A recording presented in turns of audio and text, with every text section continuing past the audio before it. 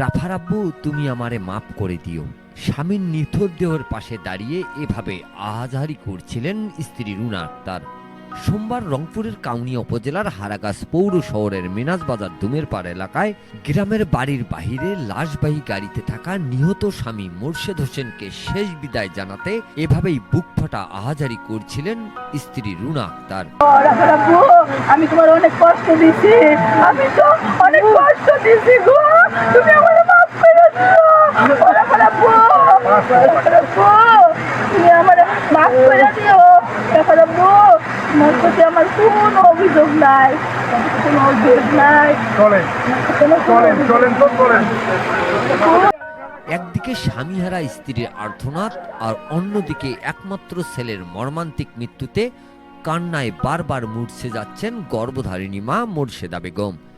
এ সময় তাদের এমন আর্তনাদে ভারী হয়ে ওঠে পুরো এলাকা। অশ্রুসিক্ত হয়ে পড়েন উপস্থিত স্বজন ও প্রতিবেশীরা। স্বজনরা জানান, মোর্শেদ ও তার মা দীর্ঘদিন ধরে ঢাকায় বসবাস করে আসছেন।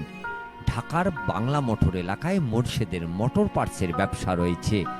গত রোববার রাতে ঢাকায় ঈদ উদযাপন শেষে ছোট মেয়ে আয়নার দীর্ঘদিনের ইচ্ছা পূরণ করতে স্ত্রী সন্তানকে নিয়ে নিজে মাইক্রোবাস চালিয়ে কক্সবাজারে যাচ্ছিলেন মোর্শেদ। ভোরে ফেনীর রামপুর এলাকায় অ্যাম্বুলেন্স ও বাসের সংঘর্ষে সড়কে জটলা সৃষ্টি হয়। এ সময় রাস্তার পাশে মাইক্রোবাসে স্ত্রী সন্তানকে রেখে মোর্শেদ গাড়ি থেকে নেমে যায়। ঠিক সে সময় দ্রুত গতির একটি বাস এসে জটলার উপরে পড়ে। ঘটনাস্থলে মোর্শেদ সহ ৩ জন নিহত হন। স্বজনরা জানান, ফেনী জেনারেল হাসপাতালের মর্গ থেকে সোমবার রাত ৩:৩০টার দিকে মোর্শেদের মরদেহ হারাগাছ গ্রামের বাড়িতে নিয়ে আসা হয়। পরে সকাল 10টায় মরদেহ নেওয়া হয় দুমেরপাড় সিনিয়র আলিম মাদ্রাসা মাঠে। সেখানে নামাজে জানাজা শেষে জয় বাংলা বাজারে সামাজিক কবরস্থানে মোর্শেদের মরদেহ দাফন করা হয়।